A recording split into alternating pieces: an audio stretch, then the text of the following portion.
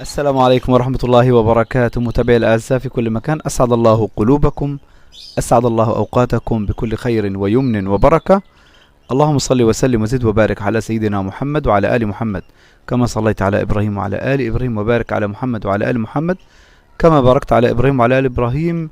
أما بعد، موضوع حلقتنا لهذا اليوم سأتحدث في نقطتين فقط لا غير. النقطة الأولى نقطة علاجية، والأخرى نقطة تتحدث عن الإنتاج، يعني علاج وإنتاج، علاج وإنتاج. أما النقطة الأولى، يسأل العديد من المربين أو المتابعين عن علاج التسييف. ما هو علاج التسييف؟ أعزائي المتابعين، التسييف ليس مرض، التسييف ليس مرض.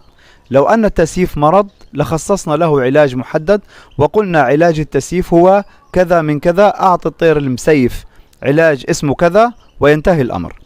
ولكن الآن وفي هذا الفيديو لا أستطيع أن أصف لك علاج للتسييف إذا قلت ما هو علاج التسييف. لماذا؟ لأن التسييف ناتج عن المرض وليس مرض. فالتسييف ينتج عن السالمونيلا، التسييف ينتج عن الكوكسيديا، ينتج عن الكوليستريديا، ينتج عن الكانكر، ينتج عن الميكوبلازما، ينتج عن الرشح الفيروسي أو الرشح العادي، يعني ينتج عن جميع الأمراض. طب ما هو علاج التسييف؟ نرجع تاني نقول ما هو علاج التسييف؟ لا، نقول يعني ما هو سبب التسييف، وهذا يعود إلى المربي. لابد للمربي أن يتعرف على السبب الذي أدى إلى التسييف، يعني المرض الذي أدى إلى التسييف. ومن خلال متابعة من خلال متابعتك للقناة ومتابعتك للفيديوهات التي تتحدث عن العلاجات تستطيع تدريجيا أن تشخص. في هذه المرحلة أعزائي المتابعين ينتشر مرض الرشح، والرشح الفيروسي خصوصا، وهو الذي يسبب بلغم داخل فم الكناري مما يعمل على اختناقه وموته، رشح فيروسي. في هذه المرحلة لأنها مرحلة انتقالية، مرحلة خريف انتقالية. هتقول الأسباب، هقول لك تعرض الطيور لتيار هواء بارد فجأة يسبب الرشح الفيروسي. 2، نقل الطيور في أكياس نايلون، يعني تنقلها في قفص والقفص في كيس نايلون، ويتعرض الطير لحرارة الشمس فجأة ثم تكشف عن القفص بالفح الهواء يتعرض إلى الرشح. إذن في هذا الوقت أسباب التسييف في هذا الوقت الرشح مثلا، تمام؟ إذن التسييف لنعالج التسييف لابد من معرفة المرض. فإذا عرفنا المرض وضعنا العلاج المناسب للمرض ليذهب التسييف وليعود صدر العصفور سمين كما كان. السؤال الثاني والذي يتحدث عن الإنتاج، يقول أحد المتابعين: هل التغريد شرط أساسي لعملية التزاوج؟ لا، ليس شرط أساسي، ليس شرط أساسي.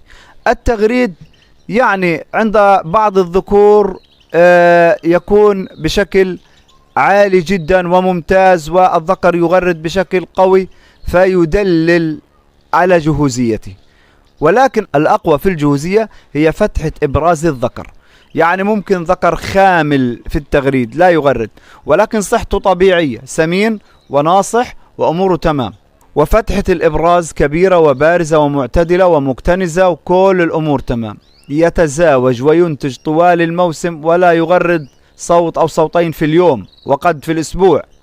هناك ذكور لا تغرد، تعمل بصمت، ذكور تعمل بصمت وتنتج منتجة.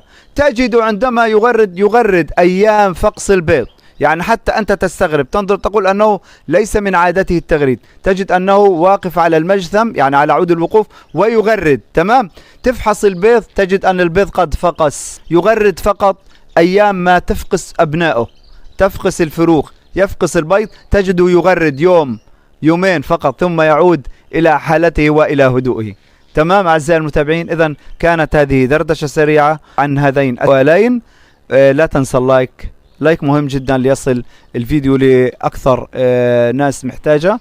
كثير من الناس تحتاج الفيديوهات وتحتاج خصوصا الآن نحن في بداية موسم وبداية تجهيز. والسلام عليكم ورحمة الله وبركاته.